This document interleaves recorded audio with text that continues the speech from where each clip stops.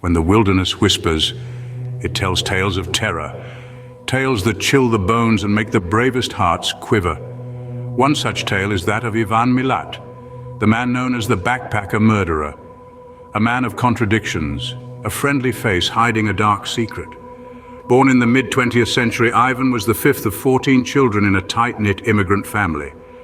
A seemingly ordinary Australian boy, he grew up amidst the hustle and bustle of a large household.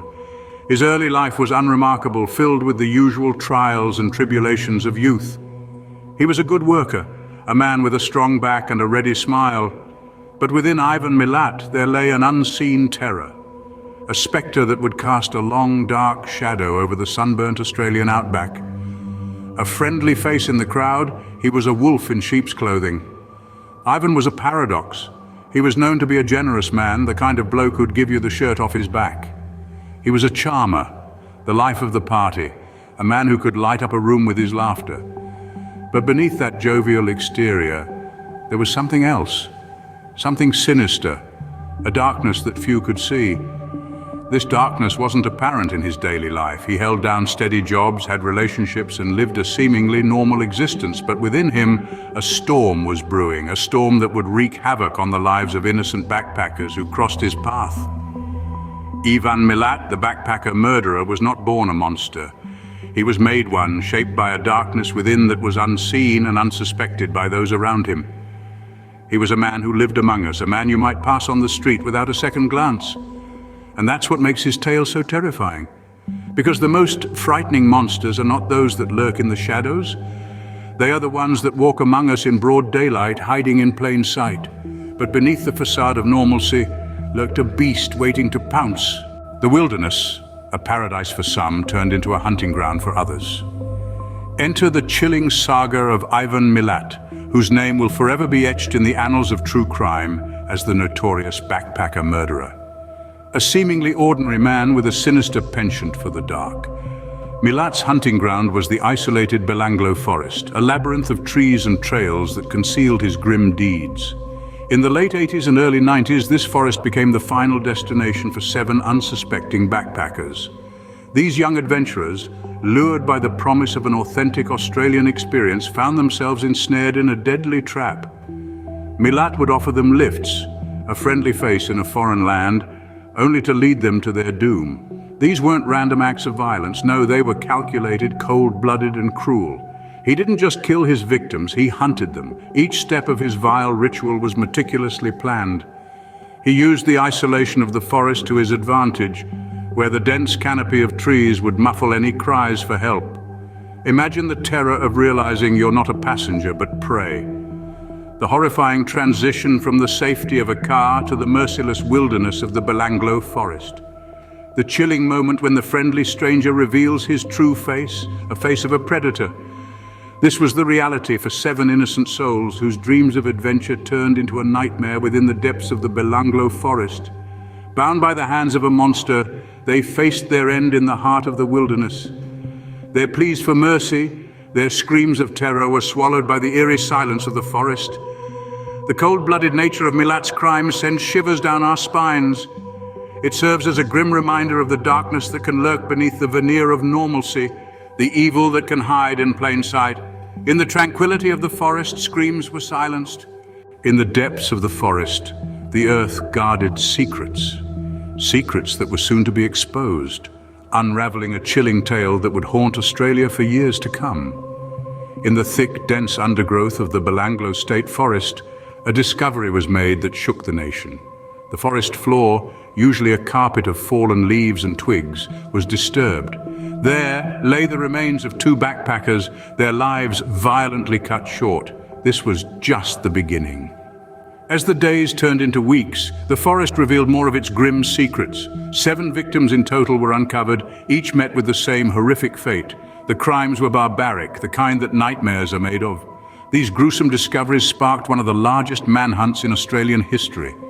Every resource was deployed, every stone unturned.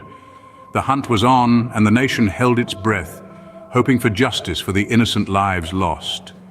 The trail of evidence led to one man, a man who was as chilling and remorseless as the crimes he committed. His name was Ivan Milat, Known later as the backpacker murderer, his name would become synonymous with a reign of terror that held Australia in its icy grip. The victims, once alive with dreams and adventure, were now silent, their voices stilled by the man who preyed on their trust and innocence. The forest, their last sanctuary, had become their grave. Each victim had a story, a life cut short. They were sons and daughters, friends and lovers. Their lives mattered, their stories mattered. And it was this that fueled the relentless pursuit for justice. The forest, once a symbol of Australia's natural beauty, had become a crime scene, its tranquility shattered by the echo of the unspeakable acts committed within its depths. The forest, once a refuge, now a grave. The secrets it held were now exposed, and a nation was left to grapple with the horrifying reality of what had transpired. But in the darkness, there was a glimmer of hope. Justice was on the horizon. Ivan Milat, the backpacker murderer, was in the crosshairs. Justice often comes knocking when least expected. The long shadow of Ivan Milat, the backpacker murderer, finally met its chilling dawn when the law caught up with him. It was a day of reckoning that had been long in coming, but when it did, it was swift and unyielding. In May of 1994, the police descended on Milat's home in Eagle Vale, New South Wales, with a warrant. The evidence they unearthed was damning. It was a macabre treasure trove of personal items belonging to the victims: cameras, clothing, camping equipment, all chillingly displayed as trophies of his heinous deeds. The police had their man, and Milat was arrested. The trial that followed was nothing short of a national spectacle, gripping the nation in its icy hold. The courtroom was a theater of the macabre, with the prosecution presenting the horrifying evidence piece by piece. Each item belonging to the victims was a chilling testament to Milat's monstrous acts. The star witness was Paul Onions, a British backpacker who had narrowly escaped Milat's clutches. His testimony was powerful and compelling, painting a vivid picture of his terrifying encounter. His words rang out in the courtroom, each one a nail in Milat's coffin, but the most damning evidence was the forensic. Ballistic reports linked the bullets found in the victims to Milat's Ruger rifle, the same make and model as the one found in his home. The case was clear-cut, the hunter had become the prey, and the law was closing in. It took the jury just 3 days to reach a verdict, guilty on all counts. As the judge read out the sentence, the courtroom held its breath. 7 life sentences without the possibility of parole. The monster was finally caged. The capture and trial of Ivan Milat marked a significant chapter in the annals of true crime. For the families of the victims, it offered a semblance of closure. For the nation, it was a stark reminder of the darkness that can lurk in the shadows. The hunter was now the hunted, caged by the bars of justice. The echoes of his crimes still haunt the wilderness. In the aftermath of Ivan Milat's conviction, the world was left reeling. A man who had once been just another face in the crowd was revealed as a monster who had committed unspeakable atrocities.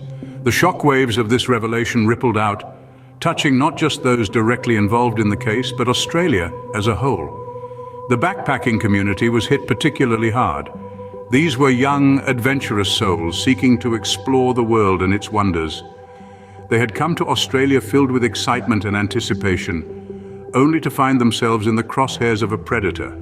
The chilling reality of Milat's crimes shattered their sense of safety and freedom, casting a dark shadow over their adventures. Australia, too, felt the impact.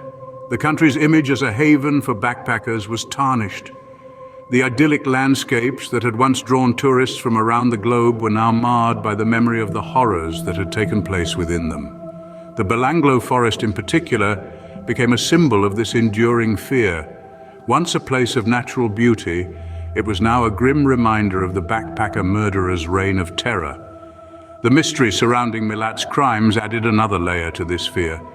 There were questions that remained unanswered, secrets that the forest seemed to hold close. How many victims had there truly been? Were there others out there, lost and forgotten in the wilderness?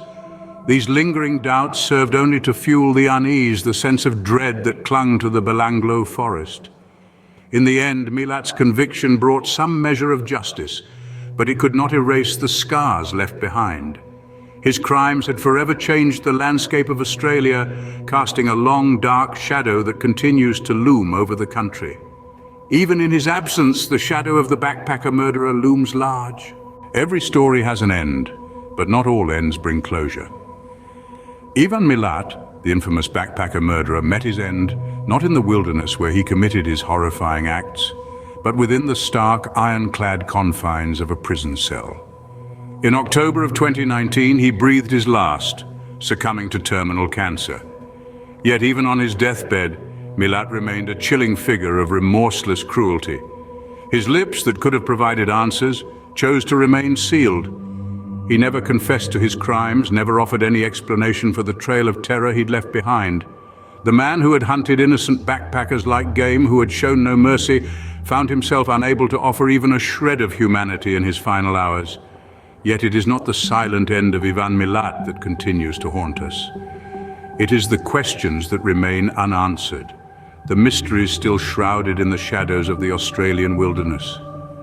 How many victims truly fell prey to the backpacker murderer? Are there more unmarked graves hidden among the trees waiting to be discovered? The legacy of Milat's crimes lingers on, a chilling reminder of the darkness that can lurk beneath the most ordinary of surfaces. His reign of terror continues to instill a sense of fear, a dread fascination that transcends borders and generations. The tales of the backpacker murderer are whispered still, their echoes resonating in the heart of true crime enthusiasts around the globe.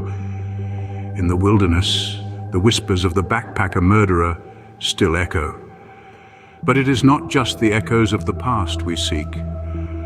We delve into the depths, exploring the chilling tales from the underbelly of history, seeking to understand the darkness that exists in our world. So as we close this chapter on Ivan Milat, we invite you to join us on this journey, to uncover the stories that remain hidden in the shadows, to question, to learn, and to remember. Press the follow button and join us as we delve into more such chilling tales from the underbelly of history.